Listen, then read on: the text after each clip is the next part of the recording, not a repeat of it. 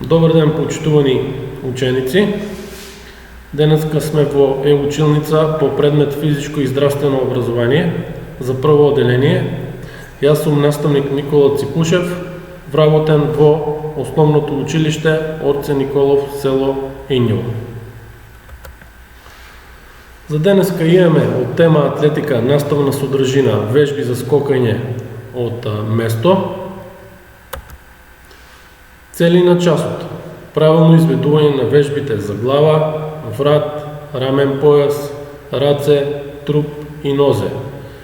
Одржување и подобрување на физичката способност преку вежби за правилен раст и развој, развивање на сила на долни екстремитети и подобрување на одскочноста.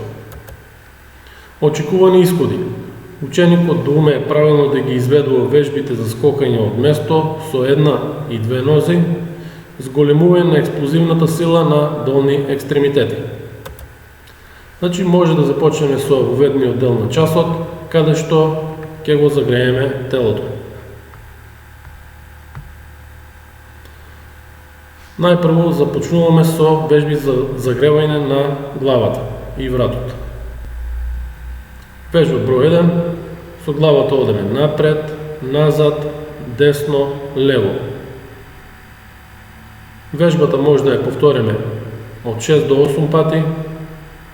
Вежба број 2, започнуваме кругови од лево кон десно со главата. Раците може да бидат поставени на половината, став расчекор, битно е телото да биде исправено, рамињата подигнати, градите напред. Вежба број 3, започнуваме со загревање на раце, кругови со лева рака напред. Истата вежба ја повторуваме и со десна рака. Потоа може да започнеме кругови со левата рака назад и кругови со десна рака назад. Наредна вежба: кругови со двете раци напред, нози доближени, телото исправено, истовремено правиме кругови со двете раци напред, еве и назад може да ја направиме истата вежба. Потоа одаме на загревање на дланки.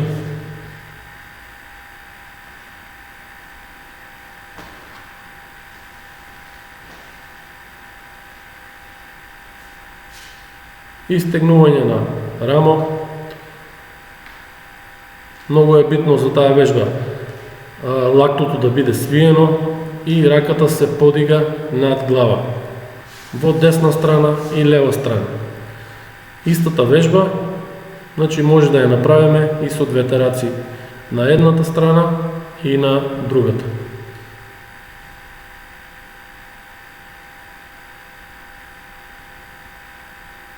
Бројот на повторување од 8 до 10 пати. Од став расчекор, раци испружени, завртување на телото на десно и на лево. Комбинирана вежба во која загреваме рамото и трупот. Наредна вежба: нози доближени, колената прави, ја подигаме десна рака нагоре и лева рака. Исто така може да ја повториме вежбата од 8 до 10 пати.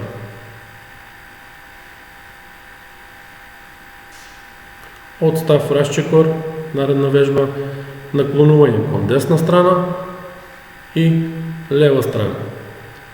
Пак исто за таа вежба нозите треба да бидат прави, колената да не бидат свиени и наклонувањето настанува странично. Еве истата вежба може да ја комбинираме со круг на лева страна и крупче, односно наклонување и обратно на другата страна со круг напред и наклонување во друга страна.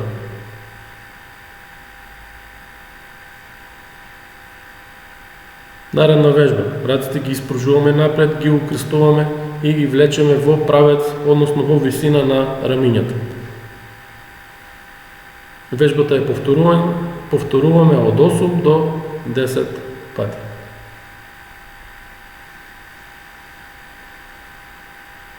И одеме загревање на половината, кругови от лево към десно и от десно към лево. Нози доближени, ръцете ги поставяме десна ръка покрай десна нога, лева ръка покрай лева нога. И отваряне на подкликнуване и отваряне на колената напред и назад. И последна вежба, загреване на стъпалата, кругови во скочниот зглоб. Кругови со едната нога правиме и кругови со другата нога. Со тоа мислам дека телото е веќе загреано, може да преминеме во главниот дел. Значи, во главниот дел имаме вежби за скокање од место. Тука ќе направиме 4 вежби.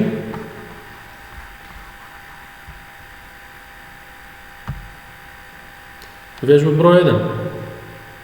Скок од место со лева нога.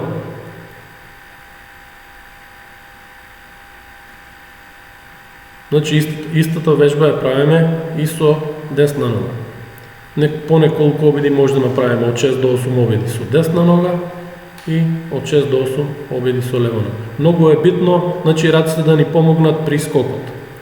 Вежба број 2. Скок од место со две нози напред. Нозите се расширени од прилика на широчина на рамињата. Телото наведнато напред и раците ни помагаат при скокот од место со две нози. Вежба број 3. Исто, скок од место со две нози напред и 2 доскока назад. И вежба број 4. Скок со две нози преку препрека. Значи пак исто нозите се поставени на широчина на рамињата, рипаме преку препреката, правиме круг и одеме на нареден скок.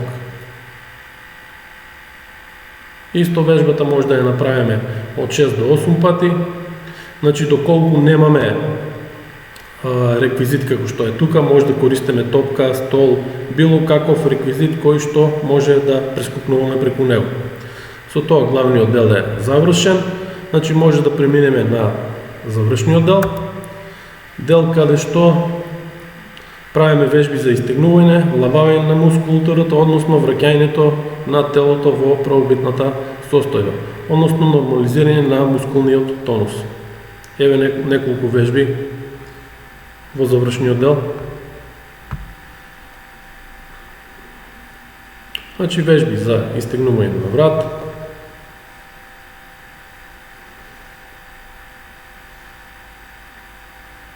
вежбите за истегнување се прават полека и бавно. Истегнување на раце, рамен појас.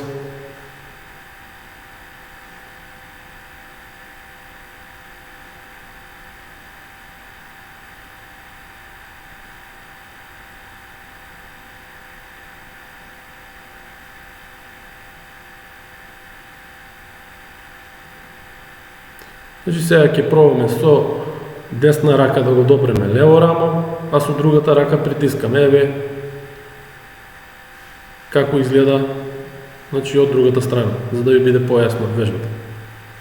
Исто вежбата може да ја повториме од 6 до 8 пати, истегнување на раците од став расчекор, наклонување на десна страна и лева страна.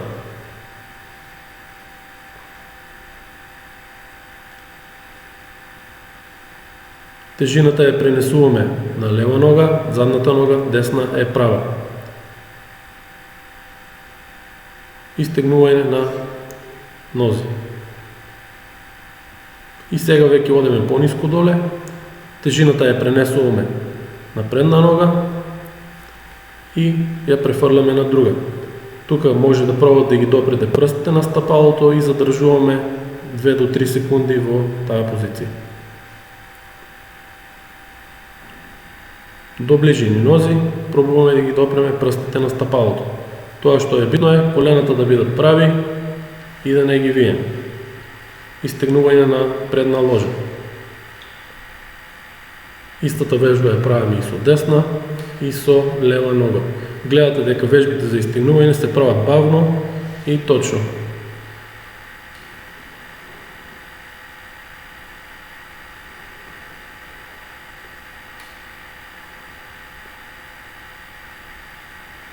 и накрая си правиме вежби за издишуване.